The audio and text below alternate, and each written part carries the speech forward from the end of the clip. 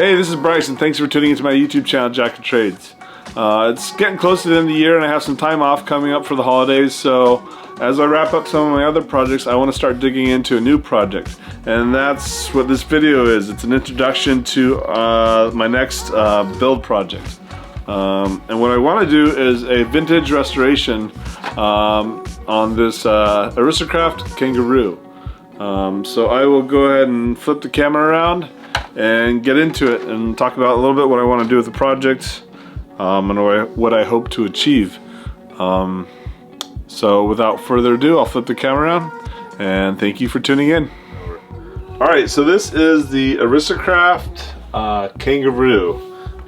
It's one of 3 cars that came out on this platform, the other 2 being the Dolphin and the Koala. The Koala was a, I guess, a less expensive version with friction shocks. So this is, let me back up. This is a tool drive buggy. It features aluminum oil-filled shocks. And then they made another tool drive version with friction shocks, which was the Koala, and it had a different body style. And then they also made a 4-wheel drive version of this with the aluminum oil-filled shocks, which was the Dolphin. And that also had the same body as the Koala. Speaking of bodies, this is not the correct body for this car. This almost looks like an RC10 body. Actually, yeah, there you go. This is the Associated Viper body. Unfortunately, it's been butchered. So, and you can't find bodies for this car. When I picked this up, I didn't realize that it was not a Kangaroo body. But I think I have enough, there's enough photos out there of the body for this car that what I'd like to try doing is 3D printing a mold and then vacuum forming a new body from scratch. I've never done vacuum forming over 3D printed parts, but I have done vacuum forming before. So I am going to kind of play around with that technique to see how well it works. The size of the body is such that the 3D printed mold would have to be done in sections. So once I get it molded up, I can slice it into sections and then make the mold out of multiple pieces and then try to pull a body from it. Because it's a new technique for me, I'm hesitant in how successful I will be, but given that I don't really have any other options except maybe buying another RC10 body and trying to cut it out for this, yeah, what do I have to lose except for time? What's unique about the Kangaroo body is that it actually comes in nowhere and it fits between these shocks here. So enough about the body, let's get into the car. So this car came with original Aristo-Craft electronics, including an Aristo-Craft speed controller. This car came out in 1985, so I guess what's surprising to me is that it's a 37-year-old car that was running an electronic speed controller. This car is in pretty sad state. Everything, a lot of stuff on it is broken. The servo mount, the steering servo mount's broken. As you can see here, a lot of the plastic's cracked. The shock mount on this side is cracked, on the left-hand side is cracked. The upper A-arm, for the left upper A-arm, they've gone and put these giant screws through as pivots, which does not work. So not only is that arm broken, but the main chassis has been damaged in that modification. And what else? As we get to the back, I see cracked body plates here. This rear arm is cracked. Rear wheels are split. The right rear wheel split, and then the front left wheel is split. This split is not too bad. It goes on one side, whereas this is all the way through, and there's a pretty large gap. As we get into the back of the car, let's see here. Oh, and then this front bulkhead is broken as well. It's cracked on the bottom on both pivots. And then as we spin these wheels, this side is, actually both sides are free spinning. So something is stripped out inside the gearbox. This is my battery that I threw in to test the electronics. That's the only good thing going for this car at the moment, is that the electronics work. So when I got the car, it came with the radio. Has a receiver, has a servo, steering servo. Came with this guy. This is actually the original driver figure. It's injection molded plastic. So I might try to make a plug for this to make another mold for vacuum forming the driver, just so I have a fresh driver to work with. The car also came with, well, the car didn't really come with any parts, but the seller was selling a part slot as well. So I picked up the part slot, which included some arms. We got some front, got 2 front upper arms and 1 lower arm. Actually, I take that back. 1 upper arm, 2 lower arms. This arm is actually broken. You can see the pivots. The pivots on this one are busted, sheared off. But this arm, which is it looks to be the right arm, is in good shape. But what we need is the left arm. Got some Nerf bars, bunch of gears. This is a little motor cover, or not a motor cover, gearbox cover. Some knuckles, front knuckles, some light pods, gears. These are the diff. So this is similar to a Tamiya car in that the outdrive goes into a spline in the diff gear, but it's a really tiny spline, so it's no wonder that these are stripped out. But I do have one good spline, or one good diff gear. Got some extra shocks, some front arm braces, some pinion gears, different size pinion gears. So that's what came with the lot. In the process of picking up this car, just so I wouldn't be left stranded, I went ahead and started finding parts for the car. And I was able to find almost all the plastics for it. So I've got a front bumper with the rear side plates where the trailing arm pivots are. And then that cover plate, because this cover plate is actually broken.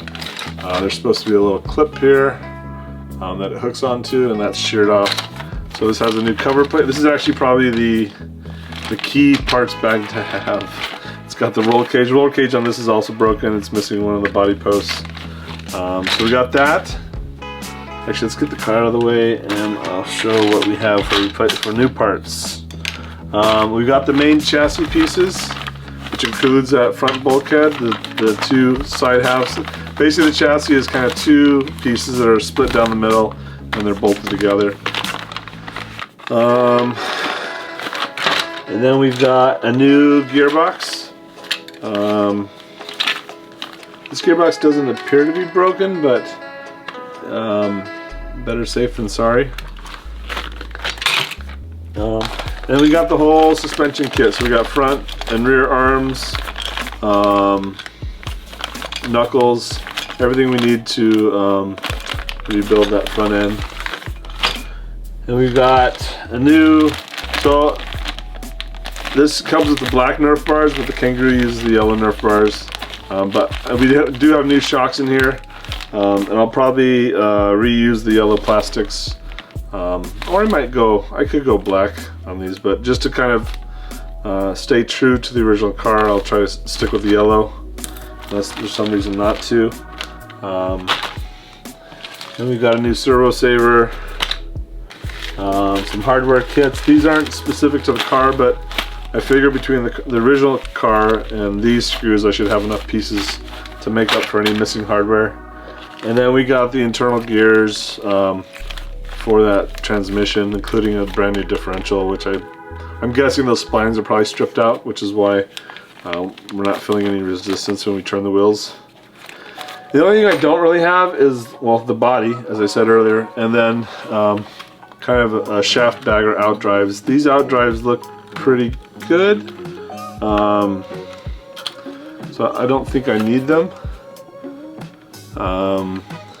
but we'll see. What was interesting, to me anyways, because basically I have all the parts to build a car, so why did I need to buy a car? Well, fortunately I didn't pay too much for this. But what's interesting is that I went ahead and, because I'd like to try to keep it vintage with period correct electronics. So given that it's an Aristo-Craft RC car and it has an Aristo-Craft electronics, I thought it would be great to stick with these original electronics So I went ahead and put a battery in, and I'll go ahead and plug that in now. And I got the radio, the original radio. The radio is missing a battery cover, and at the time they made a stick version and a pistol grip version of this. So I might try sourcing a pistol grip version of this radio. There's your channel reverse switches. But let's turn the radio on. The radio has power, the indicator works. And we'll turn the car on. So it looks like we're getting some electrical noise. Let me pull the antenna out. This is an AM radio system. We got our antenna. So what to me was interesting is that the electronics do work. So if you can see, the steering servo works in there, just the servo saver kind of blew up. And then the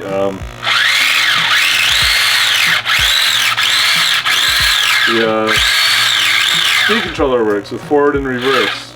So the electronics are good. That's a good thing. Just the car needs a complete teardown rebuild.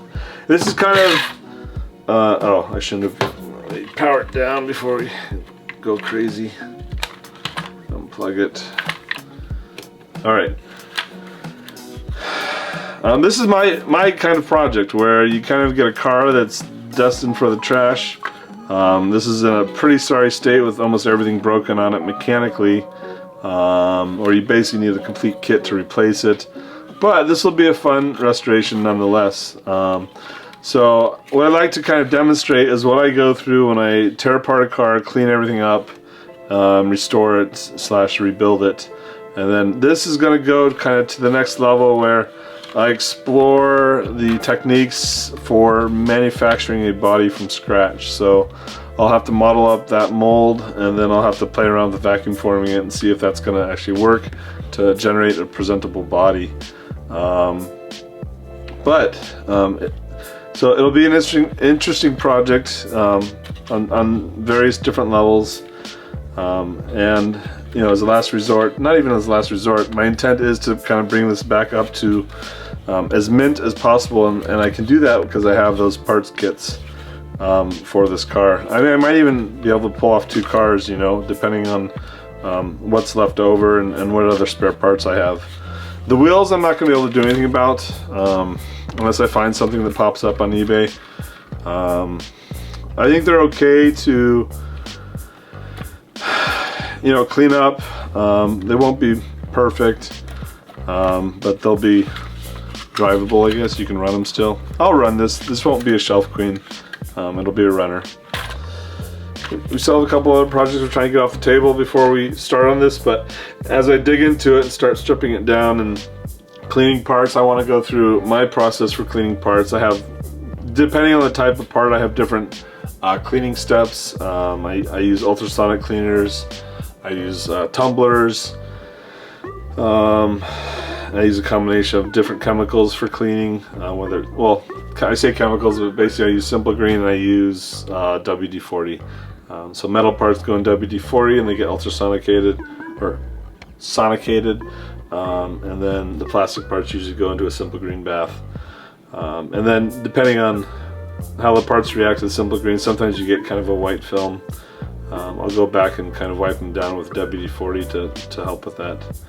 But that will be in the next series of videos as we restore this car, and those steps could be, I use them on any of the cars that I restore. It's not just this particular car. This will just be kind of our test case that we document on the channel. So thanks for watching. If you enjoy the videos and you find yourself coming back to the channel, please go ahead and subscribe. That way you'll know when new videos are posted. And have a good one. Thanks. Bye.